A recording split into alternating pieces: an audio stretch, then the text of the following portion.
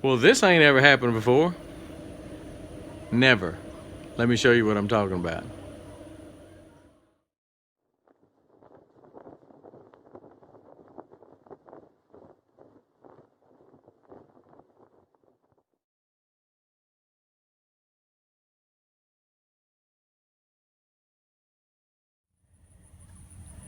On the 7th of July, we got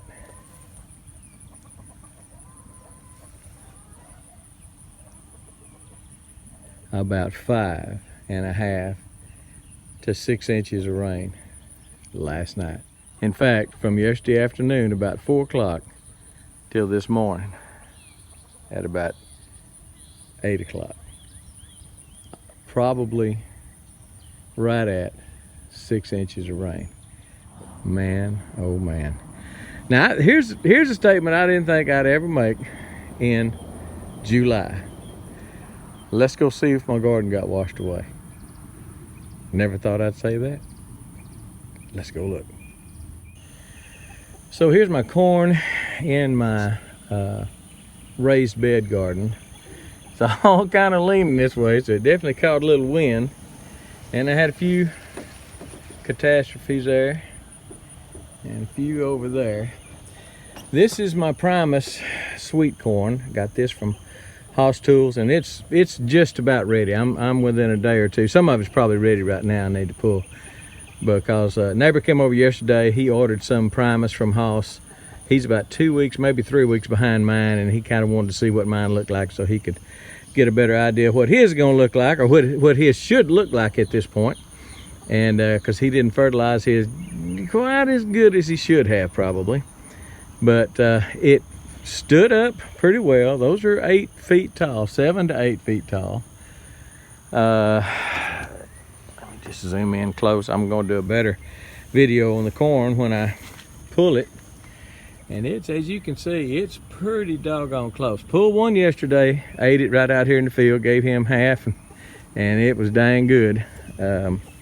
So it's that ear was readier than the rest of them. I pulled one that looked a little closer than the rest of them. But I would imagine, just looking at it right now, I think I've got several that are ready. These that are on the ground, I don't even think I'm gonna try to pick up, because I think they're ready too. I'll just pull the ears and cut the stalks off. But again, that's raised bed. I knew this wasn't gonna wash away because all the soil is contained in the raised bed. But shoot, you just never know. So as we come around the corner, you can see that I've got a bunch of peas that are ready to be picked. These are cream. I'm in the golf cart because I don't have my galoshes on, or my hip waders. But the corn looks good on this side. Nothing fell on this side. The peas need to be picked. I'll either pick those today, or I'll pick them.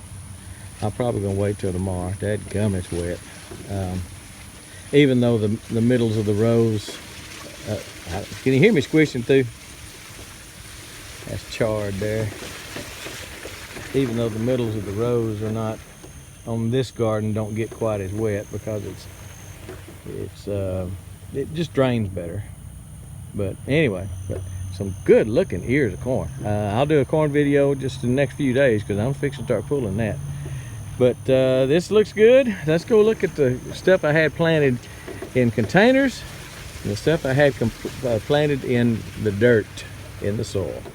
So the only thing I have in soil right now, planted in dirt right now, is purple hull peas. And as you can see, a bunch of those need to be picked. And we'll get out here and pick those probably tomorrow also. I know that's going to be wet, too wet to muck through right now. And those are my sunflowers. Those are those giant hybrid, American giant hybrid sunflower from Hoss Tools. And I'm participating in the Great American Sunflower Showdown.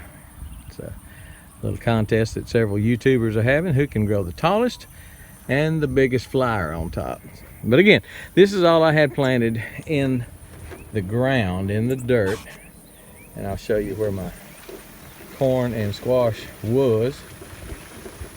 I pulled my squash up the other day. They finally played out.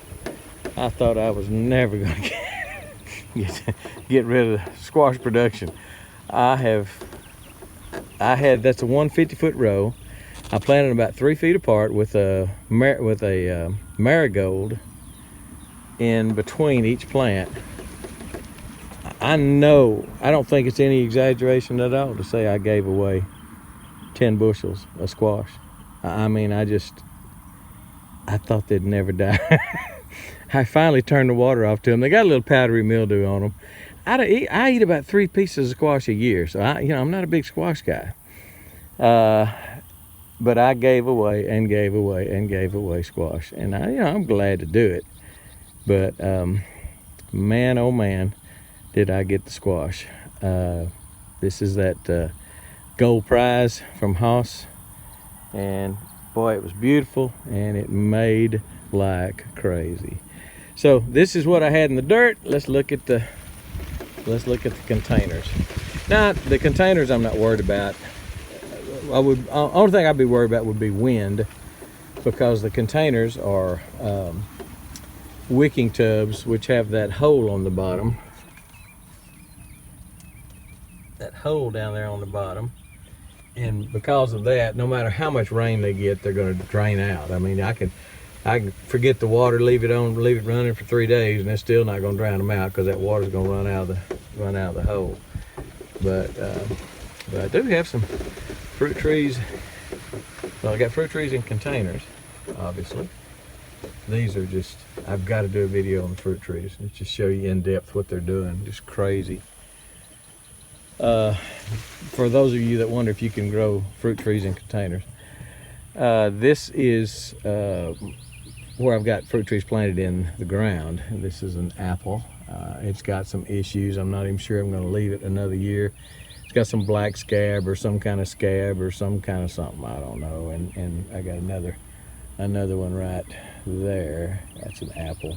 They just never produce. I just don't think you can grow apples in Texas. I mean, I'm growing them, and I get 1 or 2 to eat off of it, but it's just not worth. It's not worth them taking up the ground for me to keep an apple tree. That's what I'm trying to say, I guess. My only qualm about it is I've got one really nice apple tree, Fuji, I think, and I'm afraid it needs these for pollination, but I'm not sure. So anyway, but these look good. All the fruit trees look good and everything. My gosh, I just never ever thought we'd see this kind of rain in July. And that, being in Texas and being middle of the night, this is 7th of July, 7th or 8th. So first week of July, shoot, we'll take rain anytime we can get it. And this has been a blessing. Don't get me wrong. I am not griping. This is a wonderful blessing. All my fruit trees here, I got these irrigated, and I water them nearly every day. But the other fruit trees I have, 3 other fruit trees I have, 3 pear trees, different kinds of pears. I water them when I think about it, which is not often. And because of that, they're putting out a lot of fruit, and it could be they really need the water. Boy, this will kick them and that corn into high gear. One more stop on our little garden tour is these tubs, and as you can imagine, those tubs filled up overnight, and some of them are sucking up the water pretty good, but I might need to drain that a little bit. I've got a little plug on the side. I just planted that one little tomato plant from a clone that I did to replace one that died, and I might need to pull that plug and drain that down to a manageable amount. But the earth boxes aren't going to be hurt by it, because as you can see, the earth boxes have a cover on it, and because of that, the water pretty much just drains off of it. Now, any water that runs down the stem of the plant can go down in the little hole, the tear in the bonnet, the shower cap that's on it. But even if that happens, it's got that drain on the bottom, so it'll never overflow. It's like a wicking tub. The wicking tubs are based on the earth box design. I mean, it's based on that theory of water wicking up like the earth box did.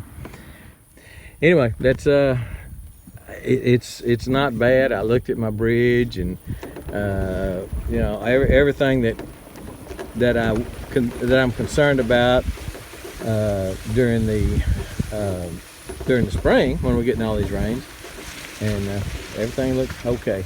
I'm gonna do a more in-depth video on the containers fruit trees. I've got to do that for you because you're just gonna be amazed at the figs that are coming on those container fig trees.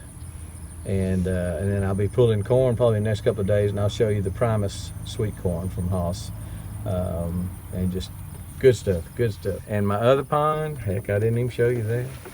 My other pond was getting kind of low, and right now, if you listen real close, you can hear it running around that spillway.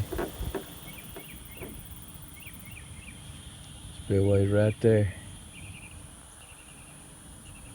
And you can hear it running around that spillway. But this morning it was coming over the dam right there. All across that dam. It just, my gosh, my gosh, my gosh. In July. I don't see any trees down. I don't see any new trees down. I've got one up there that's laying down. It's been down for a little while. I need to get it. I don't see any new trees down, but I hadn't looked everywhere. It could be that back fence line. I need to go look at it.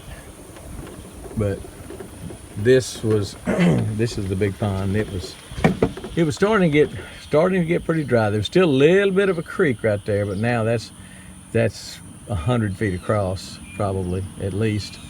And like I say, just a little bit of a stream coming coming through that creek right there. So it's full as a tick. Full as a tick. All right, I've shown you enough. I think you get the idea. We got a heck of a rainstorm in July in Texas. Proud to get the rain. Those pastures will put grass out for at least another month now. That was good. Started out a good soaking rain, then we had a hard rain come last night. But and that's why we had so much runoff, because that rain, the day before that rain was, like I say, about 2 inches, but it was just real nice and slow, and it saturated the ground somewhat, and so that's why we got all this. I hope if you're around here that you got some much needed rain, but not too much needed rain, okay? And I think that's gonna be it. We're gonna be gone. We're looking at a pretty pond. It's usually not near this pretty in July, so I'm loving this. All right, we're gone.